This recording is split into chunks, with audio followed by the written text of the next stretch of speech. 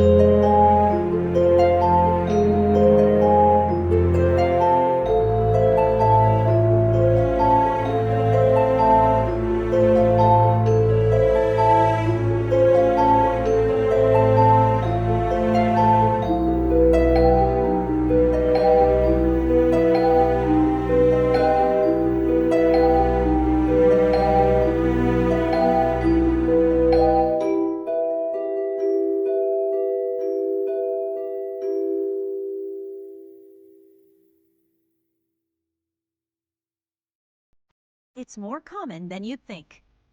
Most risk control systems don't ask who logged in. They ask what kind of exit this login came from. If dozens of accounts used the same IP block recently, even residential ones lose reputation. When you log in, the system sees only this. This exit has shown abnormal activity in the last 90 days. It doesn't care that you're actually local. That's why you get extra verification, photo checks, or temporary lockouts. People think it's a glitch, but it's not. It's just how IP trust models work. The platform doesn't judge nationality or language. It judges the behavioral quality of that network route. That's why two users, both in New York, can have completely different outcomes. One ISP stays clean, the other gets flagged constantly. For example, a friend used a VPN with a New York node. His account got locked. He switched to the same provider's Boston node. Same issue. Tried Philadelphia. Same. Only when he changed ISPs and used OpenVPN instead of WireGuard did things stabilize. That's no coincidence. Different protocols often use different IP pools behind the scenes. WireGuard might rely on high-performance cloud servers that are heavily shared or abused, and eventually blacklisted. OpenVPN might be routed through smaller, cleaner residential ISPs. So the difference isn't in technology, it's in the exit route. Warp, VPN, protocol, routing. They're just outer layers. What really decides your fate is your ISP, your exit IP, and that invisible path underneath. In parentheses. Part 3. The protocol isn't magic. The ISP decides your fate. Whenever something goes wrong, people say, just switch protocols. WireGuard is faster. UDP beats TCP. Technically true, but that's not where the problem lies. What matters isn't the protocol itself, but which ISP and IP pool that protocol connects you to. Most major VPNs in the US offer two main options: WireGuard and OpenVPN. WireGuard feels fast and lightweight, but if its IPs come from the same abused cloud provider, platforms already have that range flagged red. You're not connecting faster. You're just speeding straight into a blacklist. OpenVPN, on the other hand, might route through a different provider, maybe a cleaner, residential-grade network with fewer shared users. Result? WireGuard gets blocked. OpenVPN stays stable. It's not a tech competition. It's a supply chain decision. People think the protocol defines safety. In reality, it's the IP pool that defines your destiny. Platforms don't analyze your encryption. They look at the history of your exit point. How many users abused it? Any bot traffic? Any suspicious logins? That's what determines your trust score. Is not. Part 4. Get the order wrong, and everything breaks. You've seen countless posts saying, Warp plus VPN is the ultimate setup. But here's the twist. 8 out of 10 people wire it wrong. They run Warp first, then the VPN. That makes Warp the outer gateway and wraps the VPN inside.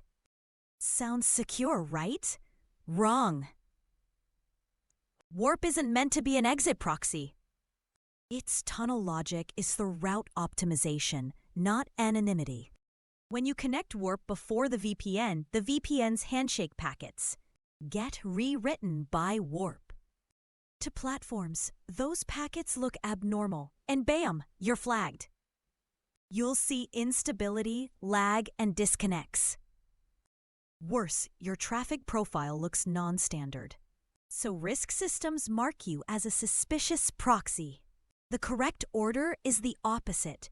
VPN first, Warp second. Your VPN decides the exit route. Warp just wraps it for obfuscation.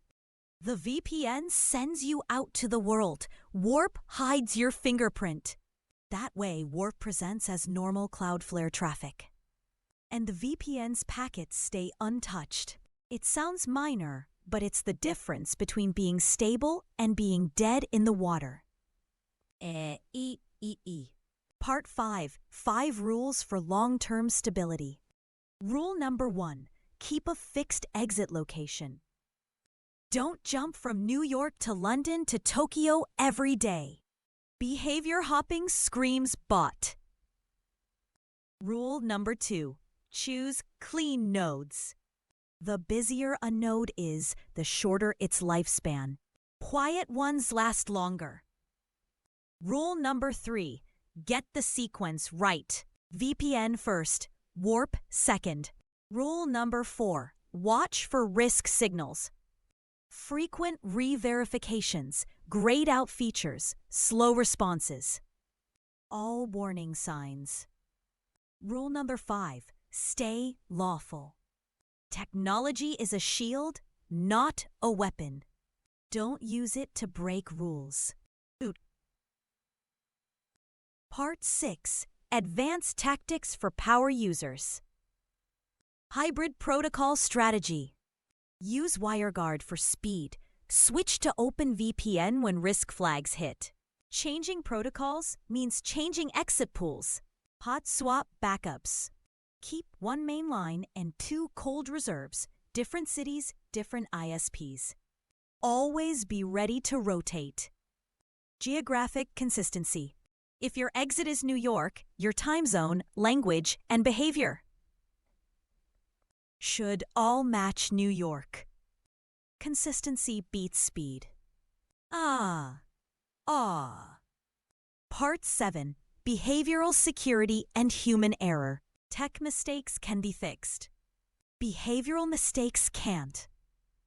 If you're too predictable, same actions, same intervals.